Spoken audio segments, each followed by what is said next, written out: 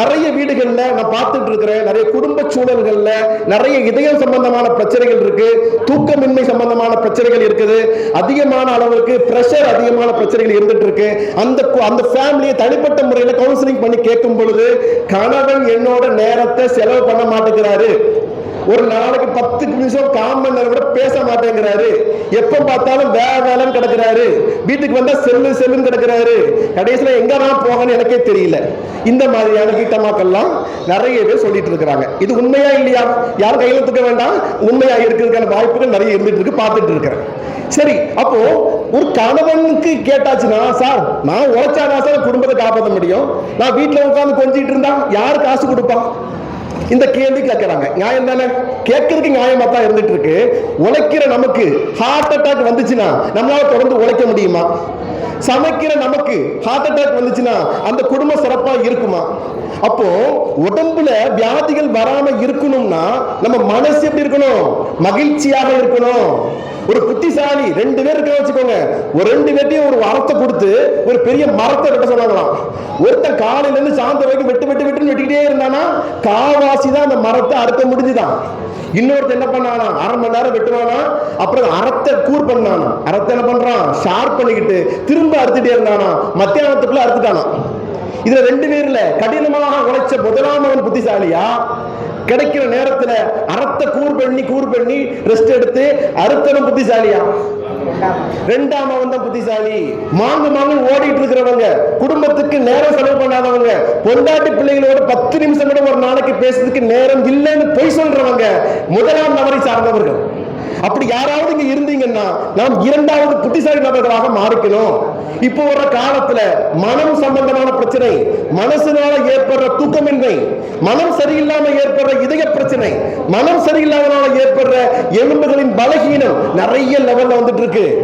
Cancer சொல்லிட்டு இருக்காங்க. யாருக்கு மனசுல வாய் விட்டு சிரிக்கிறதுக்கு வாய்ப்பே இல்லாம இருக்குதோ அவர்களுக்கு தான் அந்த கேன்சர்ங்கிற பிரச்சனைகளும் அதிகமாக வந்துட்டு இருக்கு. வாய் விட்டு சிரித்தால் நோய் விட்டு போகும். டெய்லி சொல்லலாம், மந்திரமாய் சொல்லலாம், வாய் விட்டு சிரித்தா நோய் விட்டு போகும்னு. தாராளமா சிரிக்க பழகணும், சிரிப்பதற்கான வாய்ப்புகளை ஏற்படுத்தணும். நமக்கு ஒரு குழந்தை வந்துச்சுன்னா குழந்தைக்காக டெய்லி ஒரு 1/4 மணி நேரம் நேரத்தை ஸ்பெண்ட் பண்ணியே ஆகணும். நமக்காக ஒரு பெண் பெற்றாரை விட்டு எல்லாரும் விட்டாரை விட்டு நம்மளை நம்பி வந்தாங்கன்னா அந்த மனைவிக்காக நம்மளோட நேரத்தை கண்டிப்பா செலவு பண்ணியே ஆகணும். இல்லைன்னா ஹாஸ்பிட்டல்ல காலையில இருந்து சாயந்தரம் வரைக்கும் நேரத்தை செலவு பண்ண வேண்டிய கட்டாயத்துக்கு நம்ம தள்ளப்படுவோம். ஒரு மருத்துவரை சொல்றேன், ஏன்னா நான் உறுதியா பார்த்துட்டு இருக்கிறேன், நிறைய பேர் பார்த்துட்டு இருக்கிறேன், நம்ம வாட்ஸ்அப் ஸ்டேட்டஸ் இருக்கிற இதுமான விஷயங்களை சொல்லிக்கிட்டே இருக்கிறேன். நிறைய பிரச்சனைகள் வந்துட்டு இருக்கு. மனைவிகளே கணவனோடு நேரத்தை செலவு பண்ணுங்க, கணவர்களே மனைவியோடு நேரத்தை செலவு பண்ணுங்க. இதுதான் 2 வார்த்தை பேசினாலே பிரச்சனை தான் வருது சொல்லுகின்ற நபர்கள் பிரச்சனையை தீர்ப்பதற்கு இறைவனுக்கு அர்ச்சனை செய்யும். அது ரொம்ப அவசியமானது. விட்டு கொடுப்போம், விட்டு கொடுத்தா கெட்டு போக மாட்டோம். விஸ்வகர்மா சமுதாயத்துக்கு நிறைய பவர் இருக்கு. நம்ம குழந்தைகள் நிறைய பேர் என்ன பண்ணிட்டாங்கன்னா, நம்ம சமூகத்துல ஆண்னா ரொம்ப பெருசு, பெண்ணுன்னா அடங்கி இருக்கணும், ஏத்து பேசக்கூடாது, வெறும் சாப்பாடு சமையல் மட்டும் பண்ண போதுன்ற மாதிரி ஆணாதிக்க சமூகத்தினுடைய நபர்கள் நிறைய அதிகமாகிட்டே இருக்கிறாங்க. அதற்கும் நிச்சயமாக நம்ம முற்றுப்புள்ளி வைக்கணும். அன்பின் மூலமாக ஒருத்தருக்கு ஒருத்தர் கலந்து பேசி ஒரு நல்ல முடிவுகளை எடுத்து செய்கின்ற குடும்பம் சிறப்பாக இருக்கும். அந்த குடும்பத்துல இதயம் சம்பந்தமான பிரச்சனைகள் வருவதற்கான வாய்ப்பு இல்லை. நம்ம சமூகத்துல ஆணும் பெண்ணும் சரிசமமாக நடத்தும் போதுதான் அதை பார்த்து வளருகின்ற குழந்தைகள் நாளைக்கு நல்லா இருப்பாங்க. நாம நல்லா இருக்கணும் இல்லையோ, நம்ம பிள்ளை நல்லா இருக்கணும் வேண்டாமா?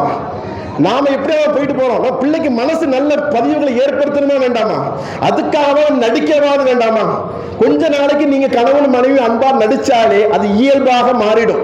அது குழந்தைகள் வளர்கின்ற குழந்தைகளுக்கு இந்த ஆண் பெண்கிற ஒரு ஏற்ற தாழ்வுகள்லாம் இல்லாம எல்லாரும் சமன்ற ஒரு சிந்தனை நமக்கு ஏற்படுத்தணும். நிறைய கதைகள் இல்ல, நம் உண்மையான சம்பவங்கள் நம்ம வரலாற்றில் இருக்கு. ஒரு சாதாரண ஒரு பூட்டு இப்ப பார்த்தா ஓடிபி வருது, ஒவ்வொருத்தருக்கும் ஒவ்வொரு நம்பர் ஓடிபி வந்துகிட்டே இருக்கு. அது டெக்னாலஜி. அந்த காலத்துல ஒரு கம்ப்யூட்டரும் கிடையாது, ஒரு டெக்னாலஜியும் கிடையாது. பூட்டு சாவி, இந்த பூட்டுக்கு இந்த சாவி தான், எந்த பூட்டுக்கும் சரியப்பாகாது. பரட்டை ஆசாரி செஞ்சுட்டு இருந்த அந்த பூட்டை எப்படி செஞ்சாங்கன்னு இன்னைக்கு வரைக்கும் ஆராய்ச்சி நடந்துட்டு இருக்கு.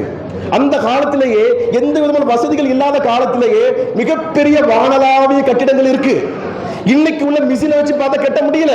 நம்ம விஸ்வகர்மாக்கள் கட்டி இருக்கிறாங்க. ஒரு சாதாரண பார்க்கிற ஒவ்வொரு விஷயத்திலேயுமே சிந்தனைகளை புதிய புதிய சிந்தனை கிரியேட்டிவிட்டி சொல்லுவாங்க. என்னது கிரியேட்டிவிட்டி? ஒரு விஷயத்தை வித்தியாசமாக அணுகுகின்ற முறை அது நம்ம விஸ்வகர்மாக்களுக்கு இயல்பாகவே இருக்கு. நமக்கு இருக்கு, நம்ம குழந்தைகளுக்கு இருக்கு. அதற்கு நம்மளுடைய வரலாறு நமக்கு தெரியணும். எப்படி செஞ்சிருப்பாங்கன்னு கோயிலை கொண்டு போய் கூட்டி சாமியை மட்டும் காட்டக்கூடாது. கோயிலுக்கு, திருச்செந்தூர் கோயிலுக்கு போனா ஒவ்வொரு தூணையும் காட்டணும். இதெல்லாம் ஒரே கல்லுன்னு நிறைய பிள்ளைங்களுக்கு தெரிய மாட்டேங்குது. இப்ப கெட்டுற மாதிரி சிமெண்ட்ல கம்பி வச்சு கெட்டுவாங்க நினைச்சிட்டு இருக்கிறாங்க. நமக்கே நிறைய பேருக்கு தெரியறது இல்ல. இதெல்லாம் ஒற்றை பாறை. ஒற்றை பாறையில் இவ்வளவு பெரிய தூண்களை நம்ம மூதாதையர்கள் உற்பத்தி பண்ணிருக்கிறாங்க. இன்னைக்கு வரைக்கும் டெக்னாலஜி கிடையாது. இப்படி மொத்தமா ஒரு கல்லை எடுத்து கல்லை கொஞ்சம் நீண்டிட்டு இருக்கும். ஒற்றை பாறை, ஒற்றை பாறை ஒரு தூண் இருக்கு, அது நீண்டிட்டு இருக்குன்னா அந்த நீட்சி வர்றதுக்கு அவ்வளவு தூரம் இருக்கக்கூடிய மற்ற கல்களை எல்லாமே என்ன செய்யணும்? நீக்குனாதான், செதுக்குனாதான் அந்த முனை கிடைக்கும். கொஞ்சம் யோசிக்க முடியுதா? இப்போ ஒரு கம்பியை வச்சு ஒட்டி வச்சிடறான். இந்த ஒரு பார்வையோட அந்த கோயில்கள் அப்படி அண்ணாந்து பார்க்கணும். யார் கட்டினா? நம்ம முன்னோர்கள், நம்ம பாட்டை என்ன கட்டியிருக்கிறான்ற அந்த பெருமையை நம்ம குழந்தைகளுக்கு ஏற்படுத்தணும். விஸ்வகர்மாக்கள் எந்த தொழில் இருந்தாலும் சிறப்பாக இருப்பாங்க. குழந்தைகள் நன்றாக படிக்க வைங்க. படிக்க வைங்க. ஆம்பளை பிள்ளைகளை படிக்க வச்சுட்டு பொம்பளை பிள்ளை கல்யாணம் தான் கட்டி கொடுக்க போற நினைச்சிட்டு இருக்காங்க. அப்படி இல்ல. ஆணையும் பெண்ணையும் சரியான ஒரு சிந்தனையோடு, ஒரு உயர்ந்த ஒரு கருத்துக்களோடு, நல்ல ஒரு குறிக்கோளோடு, ஒரு மிகச்சிறந்த சமுதாயத்திற்கு புதிய புதிய கண்டுபிடிப்புகளையும் புதிய புதிய ஆரோக்கியமான விஷயங்களையும் விஸ்வகர்மாக்களை தவிர மற்ற அவர்களால் பெரிய தலைவர் மாற்றம் ஏற்படுத்த முடியாது. நாம் சிறந்தவர்கள். நமது வரலாறு மிக மிக சிறந்தது.